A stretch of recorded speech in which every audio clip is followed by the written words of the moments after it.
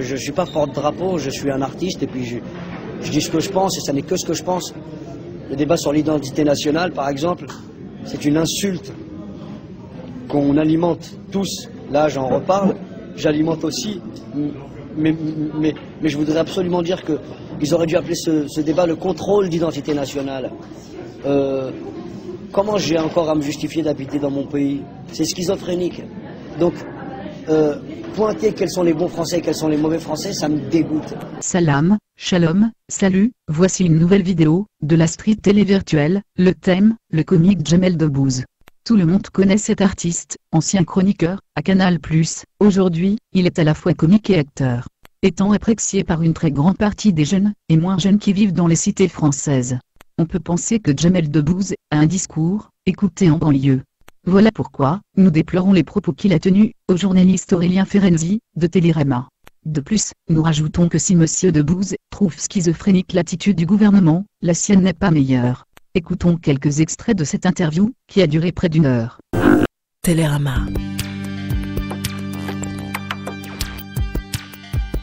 Rencontre. Aurélien Ferenczi. Depuis 2 ans, il s'était fait discret. En 2010, on aura vu Jamel Debbouze qu'acteur dans Hors la loi de Rachid Bouchareb, présenté au dernier festival de Cannes. 7 ans après son dernier one-man show, 100% de Jamel, il remonte enfin sur scène pour une tournée à travers la France et une longue escale au Casino de Paris du 1er au 20 février.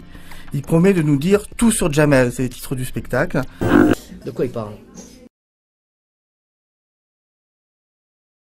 Parce que je me sens mieux. Et je te dis, il y a d'autres moteurs qui sont rentrés en ligne de compte.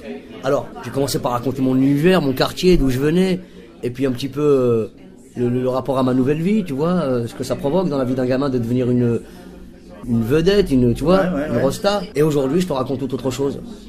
J'ai rencontré une femme incroyable, qui est française. Sa famille est catholique, la mienne est musulmane. On a eu un enfant, on l'a appelé Léon. Le bordel que c'était. On est en 2010, hein. On pourrait penser que la mixité c'est un truc, c'est plus un sujet. Eh ben non, l'ami. C'est partout un sujet. Je pense que c'est bizarre que la religion prenne de plus en plus de place. Quand j'étais gamin, nous on s'en foutait, notre religion c'était le foot. On jouait 5 fois par jour au foot en direction de la Mecque. On n'avait rien à foutre de ces histoires, tu vois. Si ça a pris autant de place aujourd'hui, c'est que certainement la politique a déserté à un endroit, tu vois. C'est pas normal que des gamins de 20 piges se retrouvent avec une barbe jusqu'à l'omoplate, des Stan Smith et une djellaba Lacoste, et qu'ils essaient de prôner la bonne parole. Les mecs ils n'ont jamais lu le Coran de leur vie, tu vois. Mais s'ils se réfugient là-dedans, c'est qu'on les a pas considérés. Et d'ailleurs, s'ils se réfugient là-dedans, c'est que probablement les seuls qui leur ont parlé sont des religieux. Alors j'ai pas la solution, mais il y a un truc qui me dérange là-dedans. La religion ne devrait pas prendre autant de place. Moi je suis musulman pratiquement, tu vois. Ouais, je suis musulman pratiquement, c'est ça que je te disais, tu vois. C'est un bon Bourgogne, hein, je te conseille. C'est un bon Bourgogne. Non, ça c'est un Bordeaux, ça, pardon, c'est un Lagune. La Lagune. Et ça, tu vois, ça typiquement, ça c'est un truc. C'est un très bon sujet.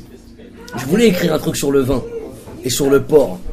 J'ai écrit d'ailleurs un truc sur le porc avec le Jamel Comedy Club. Parce que ça, c'est un vrai bordel. Comment c'est possible qu'on nous interdise ce truc? C'est tellement incroyable le vin. Non mais franchement, c'est une boisson qui existe depuis quoi, 3000 ans? Il y a une raison, hein. Il y a une raison, ouais. Tu vois. Bon, en tout cas, tout ça pour te dire que... Non, mais c'est intéressant ce que tu dis. Ça veut dire qu'il faut dépasser des commandements des religions quand ils sont plus valables, quoi. Écoute, ouais. Je pense que porc, il y avait un truc d'hygiène au Non, départ. mais je pense qu'il faut évoluer. Il faut la faire évoluer tout le temps. Yes, l'ami, t'es bon. Merci, frérot. Il faut la faire évoluer tout le temps. Il faut évoluer comme on évolue nous. Tu vois, on se sert plus du Minitel. Et pourtant, c'était une invention incroyable. Tu vois ce que je veux dire? On est plus sur 3615 ULA, là. On est sur autre chose, quoi. Tu peux aller sur usa.fr. Ah ouais, mais tu vois. Ça convertit.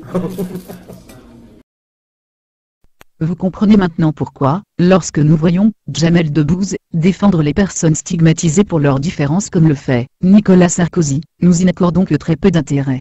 Informez-vous, renseignez-vous, instruisez-vous. Le combat continue, jusqu'à la victoire. Inch'Allah. Pointer quels sont les bons Français et quels sont les mauvais Français, ça me dégoûte.